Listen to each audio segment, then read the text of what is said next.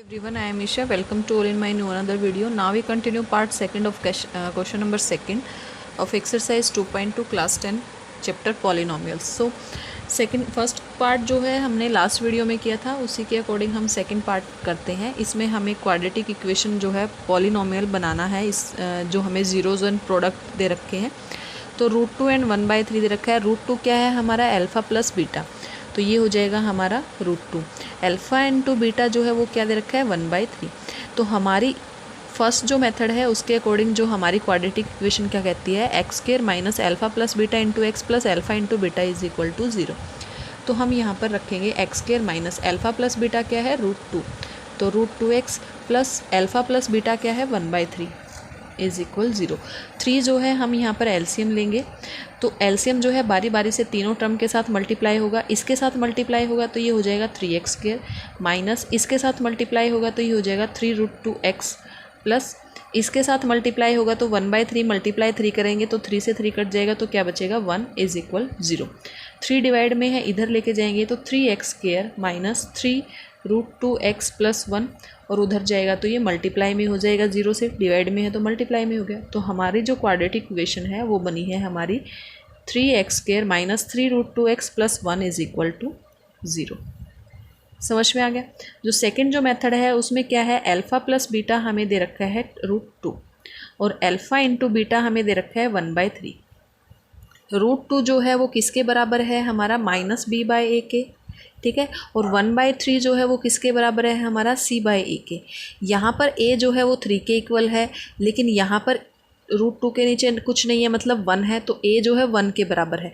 तो हमें a को जो है सेम करना है, मतलब इक्वल करना है, 3 वैल्यू करनी, तो हम इसको 3/3 से मल्टीप्लाई करेंगे.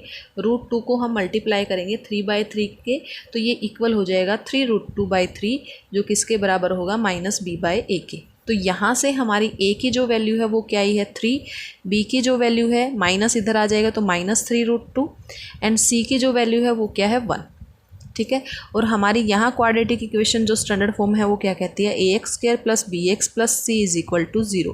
तो a क्या है 3, तो ये हो जाएगा 3x² प्लस bx, b क्या है -3√2 तो ये 3√2x प्लस c क्या है 1 इज इक्वल 0. ये हमारी क्वाड्रेटिक इक्वेशन बन गई. समझ में आ गया, क्लियर है. So move to next third part.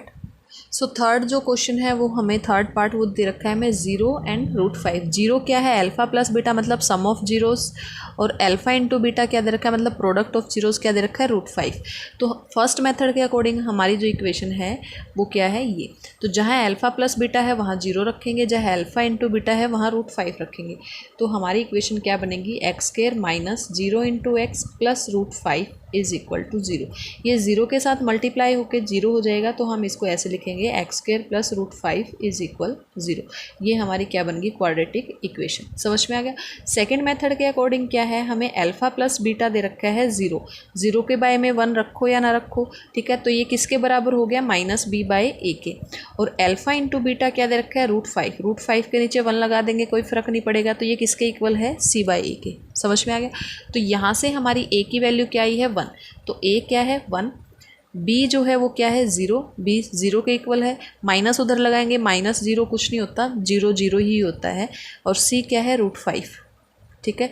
तो यहाँ हमारी स्टैंडर्ड फॉर्म है जो क्वाड्रेटिक वो क्या है ax² plus bx plus c is equal to 0. a क्या है 1 तो ये हो जाएगा x² प्लस b क्या है 0, ये हो जाएगा 0x plus c is √5 is equal 0. तो ये किसके बराबर होगा x² प्लस √5 इज इक्वल 0. ये हो गई हमारी क्वाड्रेटिक इक्वेशन. समझ में आ गया. आप दोनों में से जो भी मेथड आपको स्टेबल लगे आप उसी के अकॉर्डिंग कर सकते हैं, दोनों मेथड सही है. समझ में आ गया. So move to next part. So next part दे रखा है हमें 1 एंड 1 मतलब sum and product of zeros दे रखे हैं. सम जो है वो भी क्या है 1 एंड प्रोडक्ट जो है वो भी क्या है 1. तो हमारी स्टैंडर्ड फॉर्म क्या है x² minus alpha plus beta into x plus alpha into beta is equal to 0.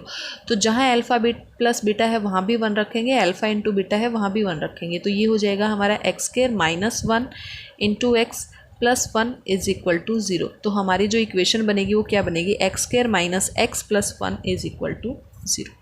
समझ में आ गया. तो सेकंड जो मेथड है उसमें क्या है अल्फ़ा प्लस बीटा क्या दे रखा है हमें वन, वन के नीचे वन रखेंगे कोई फ़र्क नहीं पड़ेगा और ये किसके इक्वल होगा, माइनस बी बाय ए के। और हमें अल्फ़ा इंटू बीटा क्या दे रखा है, वन, वन के नीचे वन रखेंगे कोई फ़र्क नहीं पड़ेगा, तो ये किसके बराबर है, सी बाय ए के। तो यहाँ से देखिए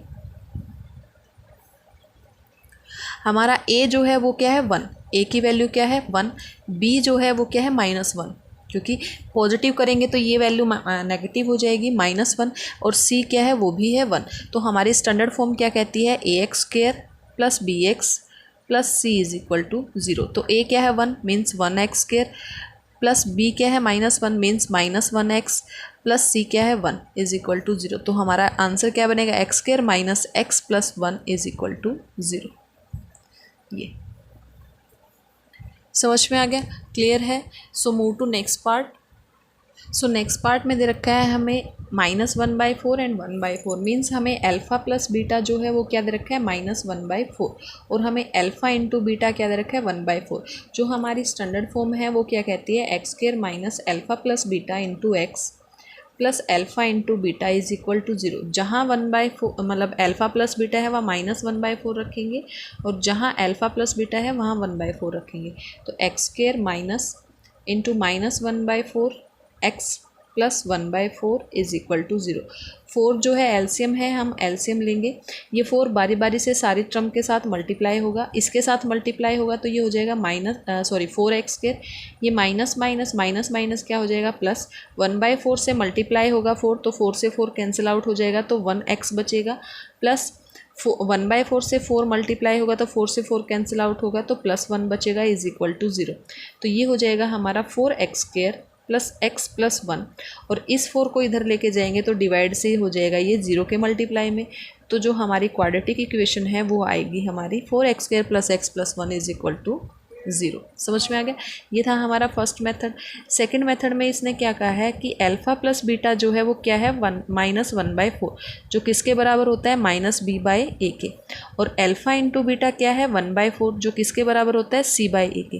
तो यहाँ से ए की वैल्यू जो है वो हमारी क्या है, फोर, बी की जो वैल्यू है वो क्या है, माइनस से माइनस कट गया तो क्या बच गया, वन, और सी की जो वैल्यू है वो क्या है, वन।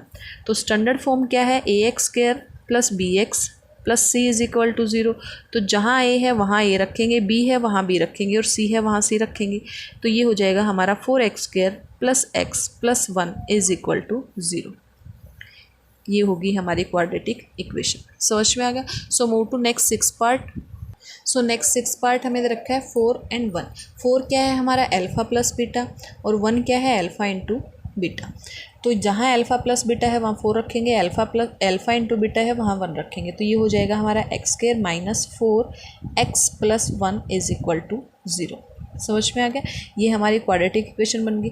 सेकंड जो मेथड है उसमें क्या है, अल्फ़ा प्लस बीटा जो है वो किसके इक्वल है, फोर के नीचे वन रखेंगे कोई फ़र्क नहीं पड़ेगा, और ये जो वैल्यू है वो किसकी इक्वल होती है, माइनस बी बाई ए के। नेक्स्ट है अल्फ़ा प्लस बीटा, वो किसके बराबर है, वन के नीचे वन रखेंगे कोई फ़र्क नहीं पड़ेगा, और ये जो वैल्यू है वो किसके बराबर होती है, सी बाई ए के। तो ए जो है वो किसके बराबर है, वन के। ए की वैल्यू क्या है, वन, बी की वैल्यू क्या है, फोर है, माइनस बी की वैल्यू फोर है, तो पॉजिटिव बी की वैल्यू क्या होगी, नेगेटिव फोर, मतलब माइनस फोर। सी की वैल्यू क्या हो जाएगी, वन। तो स्टैंडर्ड फॉर्म क्या है हमारी, a x square plus b x plus C.